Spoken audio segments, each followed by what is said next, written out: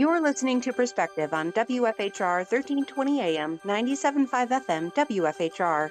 I'm Melissa Kay, bringing you news in our community. During this interview, I'm talking with Representative Scott Krug on Friday, April 3rd. Thank you for joining me, Scott, to bring the community an update from the 72nd Assembly District. Yeah, always happy to do it. Well, we just had this big ice storm over here all over in central Wisconsin. How are you holding up over there in Rome? You know, the interesting thing about being out in Rome is that all the power lines out here are buried. So it is one of our side benefits is that we don't have to worry about a branch taking out a power line and all those types of things. So kind of sitting here and unfortunately having to see what everybody else is going through instead of us. Yeah, there were a few trees that were down here in Wisconsin Rapids on Thursday. I know Walmart was out of power for a while, and so pickup orders couldn't be picked up, and a little bit of a struggle with that. Yeah, we're so used to in Rome, like anytime the wind blows in Rome, we lose a tree anyways. So it's just been, that's the way it goes in sand country down here is we lose trees left and right. So I was actually out back yesterday trying to clear some ice off of something. I heard some trees in the back of our house cracking and ready to tumble. So decided to come back inside for a bit. That's probably wise. I watched some trees fall too. I was actually at the station yesterday and watched some trees fall over there by the DMV. Kind of scary. Yeah. Mm-hmm. Mm. Well, Freak ice storms. yeah, yeah. It's the time of year for it, I suppose, in spring in Wisconsin. Yeah. So let's dive into your recent session updates. There were two bills that were signed into law last month, both dealing with PFAS contamination. Could you start off, Scott, with a brief description of what PFAS are and why they're a problem? Yeah, so PFAS are, one of the emerging issues on groundwater over the last, I'd say, 5, 6, 7 years, where products that were used in the 1970s, mostly in firefighting foams and Teflon for cooking pans and other products, were unbeknownst to us to be problematic. So as widespread as they were, they started hitting landfills and seeping into groundwater, and these forever chemicals, they call them, are really hard to get out of water once they're in the system. So the state of Wisconsin has been tackling this issue for the last few years. Allocated $125 million towards reduction of PFAS contamination through wastewater treatment facilities, new regulations on spreading, all these types of things. Unfortunately, last session it got vetoed, so the money's been kind of sitting there for a couple of years until we come together and make an agreement on who should be held responsible and when. So this session, Senator Wimberger from the Green Bay area and Representative Mursaw from the Crivitz area really sat down and worked it out really well with the DNR and the governor's office to the point where we had a really good bipartisan bill that the governor recently signed that'll get the $125 million out of Madison and into wastewater treatment facilities and into other groundwater contamination containment systems to make sure that more forever chemicals don't get into our bodies as we digest our water in our municipalities. Okay. And are there any considerations included in those bills to address this on the level of the producers, like 3M, who produced the PFAS that are in these products that Yeah. studies have shown they knew this was dangerous? And that's the thing that we wanted to make sure in the legislation is that we held harmless individuals who were not aware, but did hold accountable people who are aware. So, for example, Wausau Papers, before it sold to Alstrom, was quite a big contaminant producing company who used some of their effluent to land spread in certain areas of the state. Of course, Wausau Papers is long gone, so now you've got these companies that still exist but are operating differently. So we're trying to figure out, and in the bill, we did figure out if you're, if you are not the direct, contaminant, we're not going to hold you responsible. So if you were a landowner who had this spread on your land without you knowing, we can't hold you, landowner, responsible for contamination. That's where the state comes in and does some of the remediation costs then. Otherwise, we are holding the direct contaminants responsible for their own cleanup. Okay, so was this why some of the changes were needed in AB 130 to this? It Because that's the was, yeah, spills law. that was the biggest challenge, is figuring out the, or what we called it was the innocent landowner provisions that we had a hard time figuring out. DNR was not wanting to be as flexible on innocent landowners as the legislature wanted to be. But in the end, I think they came to a decent agreement, just saying, hey, if you are aware that it had been spread on your property, you're not responsible now. But if if you maintain that property for a certain period of time, you're going to have to be responsible at some point. Mm. So kind of giving a grandfather option for people who own contaminated properties to be able to, apply for grants to, fix the issues on their property, or if they decide to just sit still and not do anything, then they're going to become the responsible party down the road. Yeah, so then they'll know ahead of time Right. that either deal with it now or be responsible for it later. And is that Yep. what AB 131 deals with, ways to address the PFAS contamination statewide? Is this where the funding comes from? That is. So one of the bills was the funding bill in particular, and the way that we've been working through legislation and the split legislature with the Republicans and the legislature and the governor and the Democrats, or the Democrat governor, is we would pass a bill that has policy in it, separately from a bill that has dollars in it, because if we pass a bill that has dollars directly within the four corners of the bill, the governor could line item veto anything. So that's why there's two separate bills, especially on the most important items, one for funding and one for the policy items. So that's why we work really hard to get agreement on the policy items ahead of time and get veto assurances before a bill crosses his desk. But just in case, because we have had this happen before, where a bill would get to him with a veto assurance and they would change somehow in their mind, and a veto would come and cause some havoc. So the two separate bills do the same thing. One just funds it, one's the policy. Okay. And then another program that you touched on in your update is the local small structure improvement program. This program is intended to provide financial assistance to repair or replace aging culverts and smaller bridges throughout the state. What can people do to help with this program?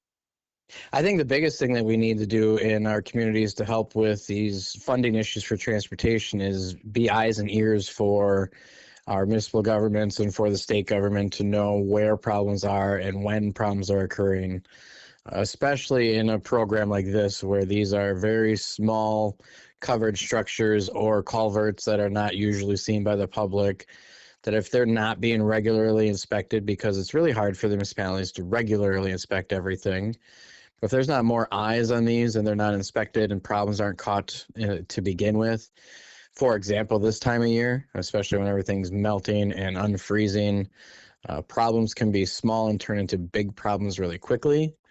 So the best thing people can do is just keep your eyes open and report to your municipal governments when you see issues with small bridges, culverts, cracks in the road and other types of things, because there is no shortage of transportation grant programs from the state of Wisconsin back to our municipal governments to take care of problems before they become major issues.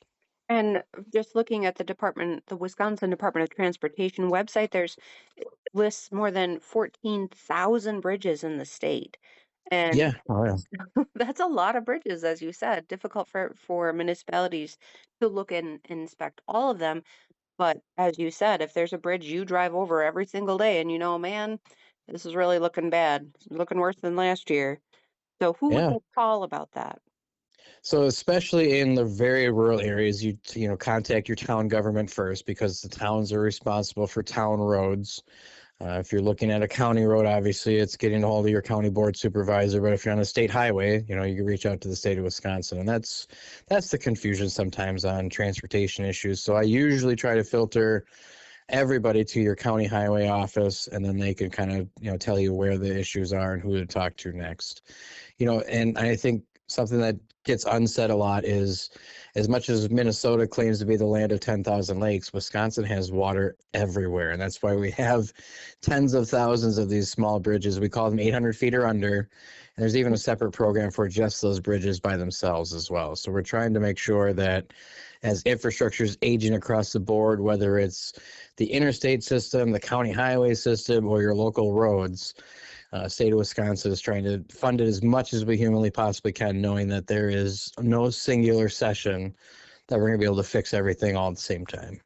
Well, and it's really nice to know that we as the general public here in Wisconsin, that there is a way we can help with that.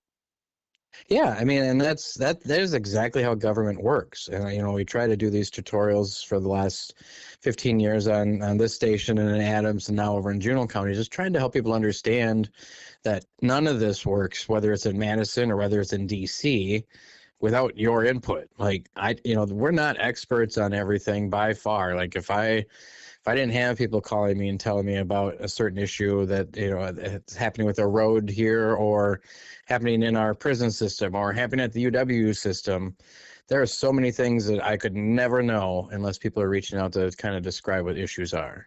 Hmm. So all the more reason to reach out and contact your local representatives. Absolutely. Well, let's take a pause for a short moment here to hear from our sponsors. I'm Melissa Kay talking with Representative Scott Krug, and you're listening to Perspective on 1320 AM, 97.5 FM, WFHR.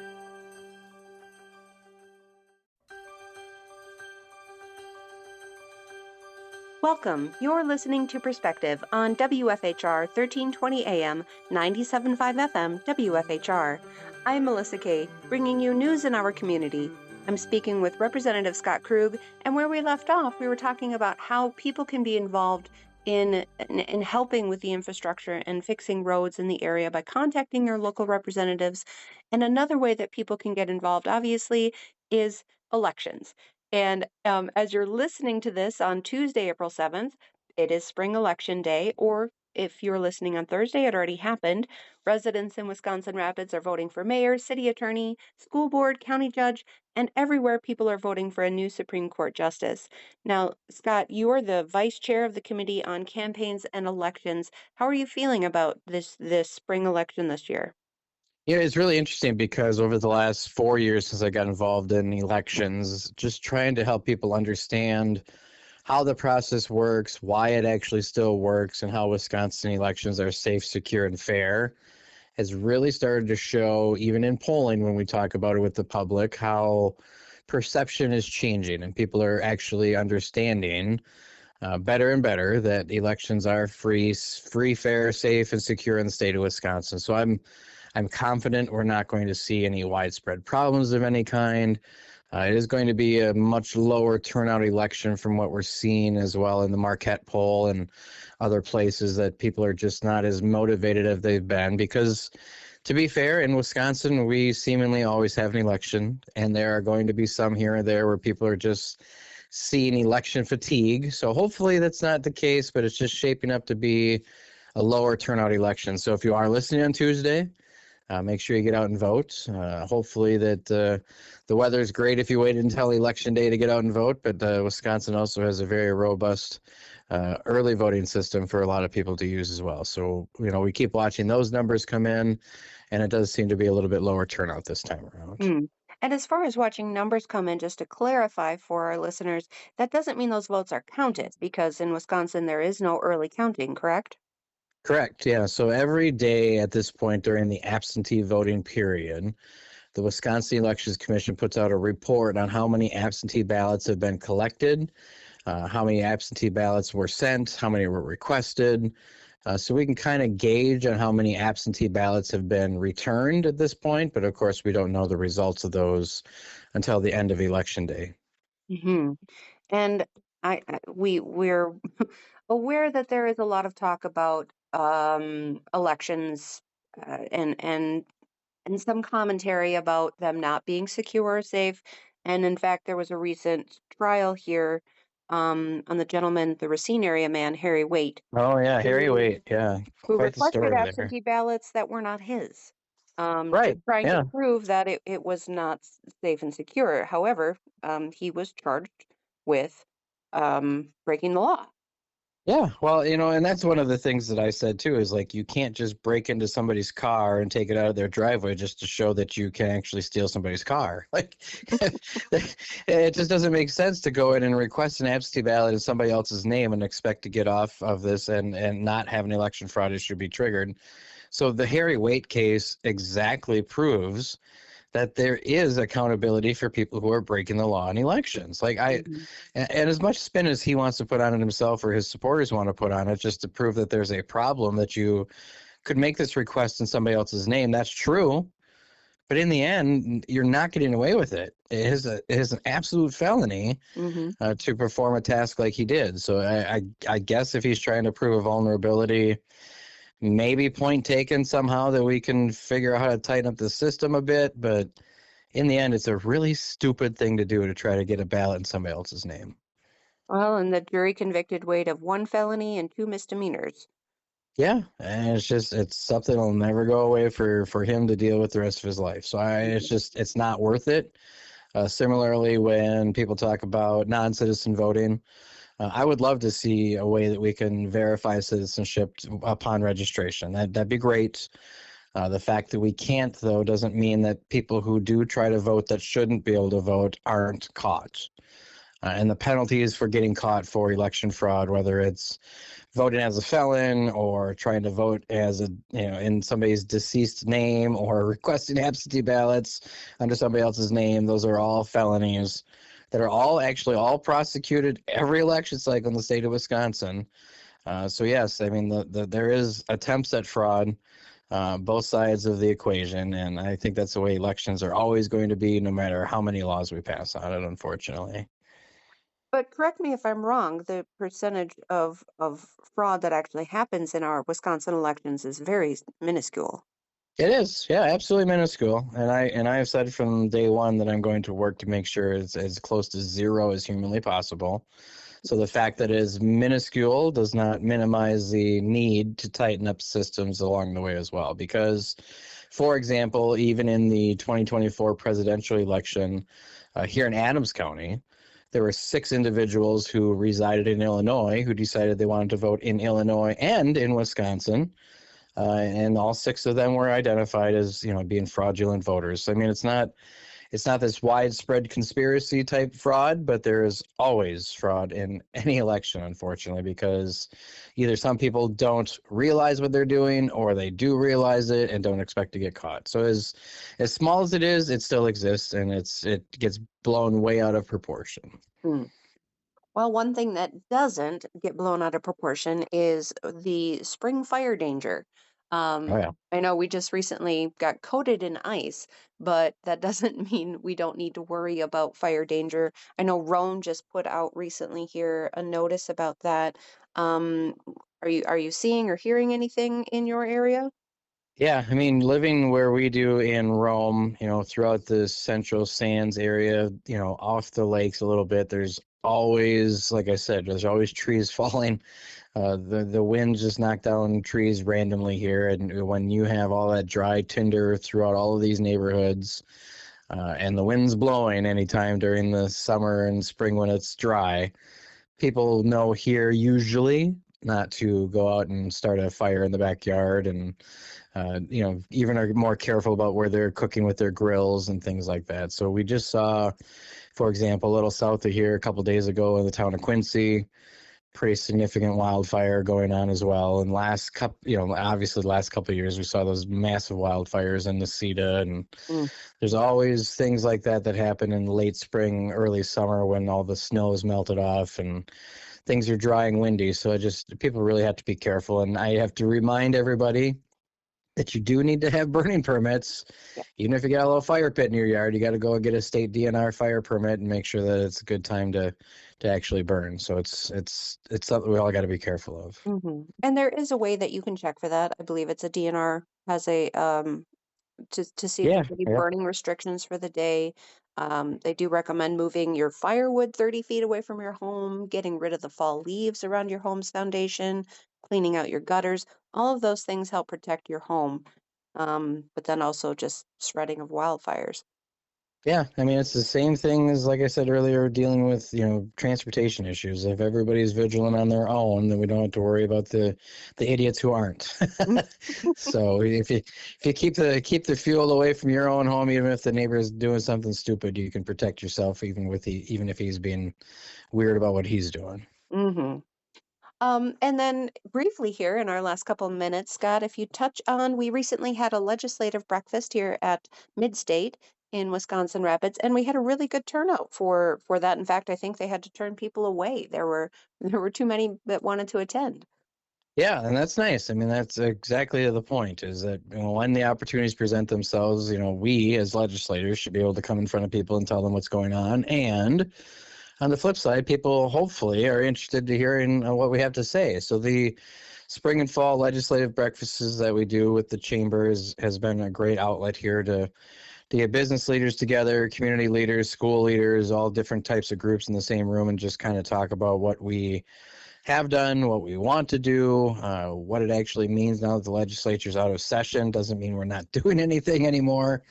In fact, even WRPS, the Superintendent Rasmussen even brought up a really good point that we've been working on in my office this week, just because he was at the legislative breakfast and had a question that kind of resonated with us. So it's really nice to be able to get those ideas from people in our communities to be able to go back and work on and see if we can make some positive impacts for them.